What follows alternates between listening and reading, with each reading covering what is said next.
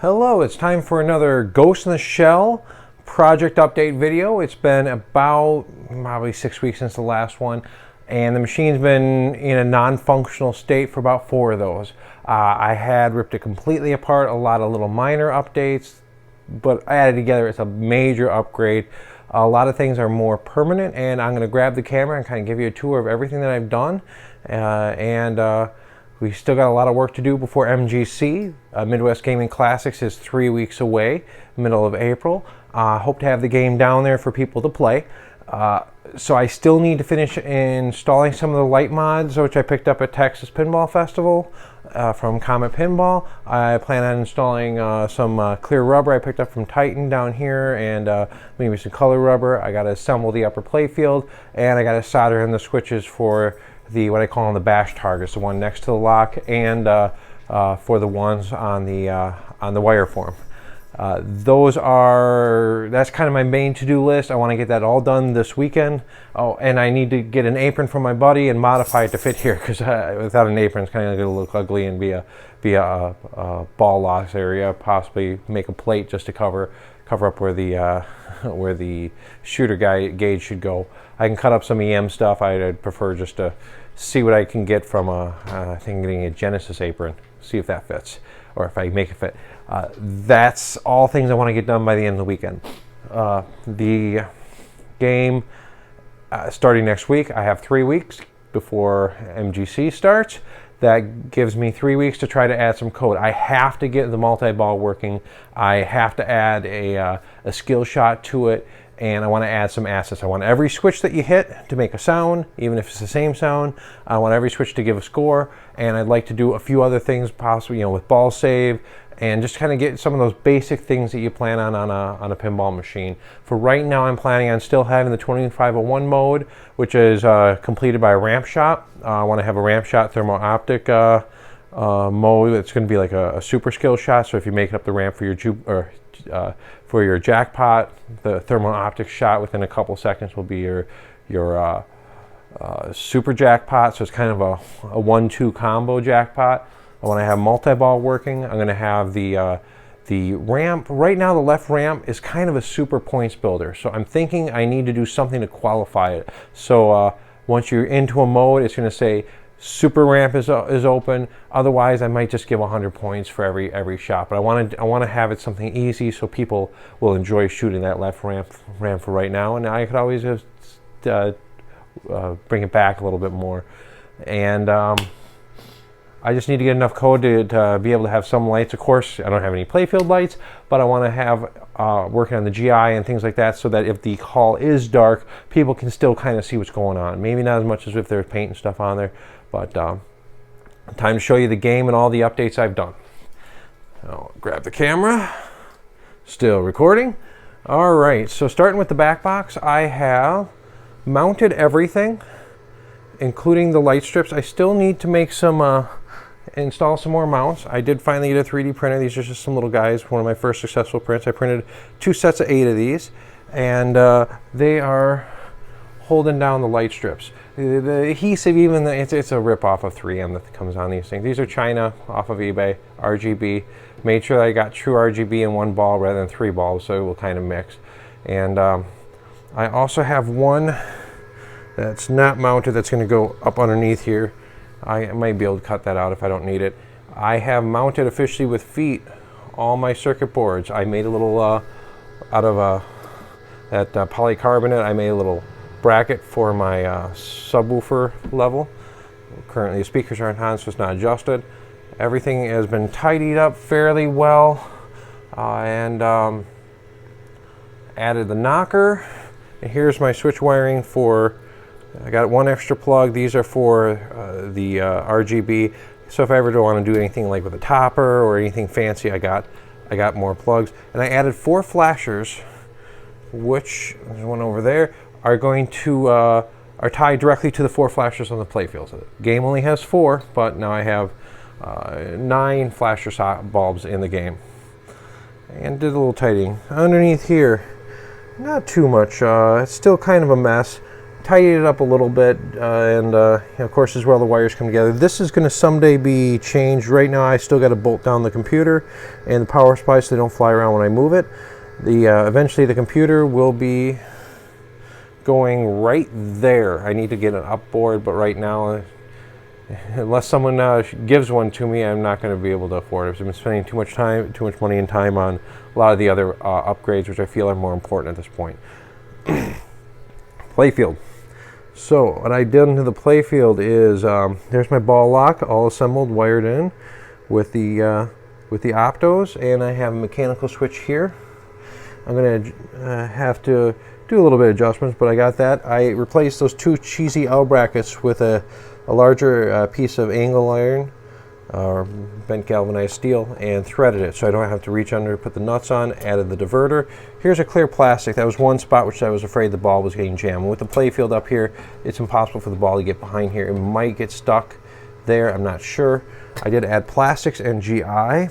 This is what I'm working on right now. This is I want the solid cap to look all mechanical, but this is a ring from Comet, and normally you're supposed to put the blue up and the clear down, but I want the clear. So this is, I'm gonna have to hot glue it in the bottom of my cap, just kind of fitting it for light right now. Over here I think I'm short of GI. Nope, I just don't have more than that one. So I got what they call the matrix system, a sampler pack. So I'm going to put probably some light posts on the bottom here, just to kind of get a little bit more light on this side. Who knows? I also got some strip. And moving out, I did add an orbit switch. And if you didn't notice, all these lane guides are now stainless steel. So they're what I would consider official final with the nice nickel rivets, and I adjusted this to be a little bit narrow in back because it didn't affect the shot any, but it helps easier to hit that switch because the switch that was a hard placement because right underneath here is that subway. I also modified this one, used to end here. I went longer, so now this shot, the spinner shot, a good clean spinner shot will come around like an orbit shot, which is my original plan, was to take your orbit shot and orbit it back to the right flipper, and then take your one lane in, which isn't normally the orbit shot, make it the orbit shot and deliver it. I believe it goes to the right flipper. I haven't shot it that much. Plastics, you can see I got some GI in there. Right here I'm a little bit dim because this socket had to go sideways because the orbit. Let's see, you can kind of see because the orbit in there. So I'm going to try to use one of those matrix bulbs and put another one behind it. See how that works. Flashers are installed in the plastics, and backing up even more, you can see this is stainless steel. Now I add a little polycarbonate washer here just to kind of make this about the same level. Not really too happy with the way this wire is working, but I'm not going to lose sleep over it. And on the bottom, of course, added plastics. I threw some Tommy plastics I had on here because at this point it's a prototype. Why sit there and cut them when it doesn't really matter much? And of course, more switches. I added the lane switches, and I think that's about it on the top side. A lot of I have updated the rubber to all new that you see on the game, but I am going to put some the silicone that I picked on the lower third. So pretty much if you draw a line across here, everything down is going to be silicone. I still have to replace the spike posts. I'm not really, they're starting to take a beating. I don't know how long they're going to last. I have some nice ones that are bolt through, and there's nothing underneath there on both sides. They're pretty safe, so I'm just going to take those out, drill them out, and throw a bolt through spike post on with a nylock washer. That's still on the to-do list. And let's flip it up and see the bottom side. This is where the bulk of the work has been done. So I'll start with the cabinet. I installed lit flippers. I wired in the coin door. I put switches here. Put a SW16 switchboard and a till. Wired in the start light. That's not programmed yet. And I put the 5 volts I ran down here for the coin door light. I'm using this funky foreign coin door. I have a also I'm using for my LEDs for my flipper lights. I didn't get the expensive kits. You can see what I did. Took a 555 wedge socket, bought it from Pinball Life, got a Comet Flexi, you can get a normal Flexi too, bulb, and just position it right and put just a hex screw in and wired it into 5 volts. Now I believe manufacturers such as Comet and some other people do make what they call part of their matrix system, which is a bunch of little, you just kind of see here, it's a bunch of little plugs that go into a socket. They, as part of their matrix system, they make a kit that you can do the same thing with, but I don't need to waste that stuff on this because I can just wire it in. Bundled up the harness, I replaced the speaker wire with some better wire rather than that cheesy stuff. And this is going to go away. That's my my USB cable. So the playfield now is all harnessed in with plugs. I got a 9-pin and a 12-pin, and these 2 serials. That's it. If I need to pull this out, I pull these 2 serials, unhook the cables, unplug those other 2. I can pop this thing out in 5 pretty quickly. So this plug is my power. Even though I didn't have to, I wanted to double up and triple up my grounds going across it, and my high voltage. Blue's my high voltage, and black's my ground. I got some 5 volt, 12 volt, but I also use this one to run my solenoids back through for my knocker. And I also put a plug in the back box for the spinner or shaker. If I ever want a shaker, I have a plug there. All I have to do is buy a shaker kit for TNA, and I can bolt it in. I got this one, which is pretty much all my Backbox lighting. So I got my RGB coming off a 12 volt channel off a PD LED, and I got this orange wire I had to put in there, one of my afterthoughts, and that is for lighting my my start button. That's one thing I haven't tested if it works yet. Complete rewire the playfield. Everything I try to get as professional as possible. Undoable plug so I can pull the locks out and such. Here's my flashers I added. You can see all the switches. I did do wax lacing. I like to do wax lacing if I can, because that's going to keep everything bundled nice. You can see all my bundles all lined up. Everything that was more than pretty much 2 wires got a bundle. And I went through and also layered it. So here's a really good example. Top layer.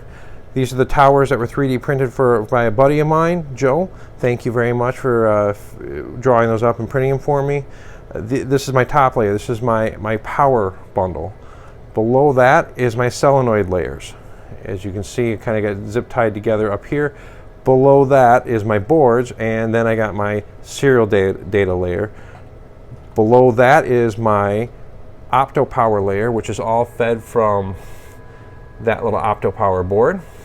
And below that is my GI. That's the lowest layer. That's these little guys down there. So I tried to make it so if I have to rip it apart, I can, and not cross anything. There's about 2 wires that if I had to separate my harnesses, I'd have to pop out of those plugs. I think there's for those 4 wires I added, and then I could pull the harnesses apart. But like a lot of System 7 Williams, how there was just a couple wires that had to be popped apart. You can see a lot more rewiring. I completely rewired the whole game, cleaned it up, added, went from I think 3 boards on the bottom to 4. There's the auto launcher I added. I also tried to make sense of all my wiring and just kind of make it a good clean job. So at this point I am positioned well for a programming and coding. I think everything's going to work. I've been testing, bench testing. You can see also what I did when I was installing everything is I took my inserts I purchased and I traced them about where I want them, because I want to have that triangle of triangles in the middle for the Ghost and Shell logo. I put tracings because I can be close to them, but that way I know I can't put a screw through there, but I can put something over it because I'm going to be using all LEDs, the flat stern styles. I believe CoinTaker sells them. A lot of people have been using them in P-Rock. You can see all my inserts are lined up. Here's an example of a tight spot. There's no screws going through it. I'll be able to flip a board in there, but it's still going to overlap pretty tight. With the inserts, I did make sure that I had everything accounted for. I eliminated the GHOST ones in front of the drop targets. A little bit too tight of a space. I don't think it's really going to be a useful effect. I'm also trying to get away with only one PD LED board, which is going to give me, I think, 24, 28 RGB bulbs. But if for every RGB bulb, I can do 3 non-RGB bulbs. So I'm going to peel a few of those RGBs away, and I'm probably going to have somewhere around 35-ish inserts, controlled lights in this game.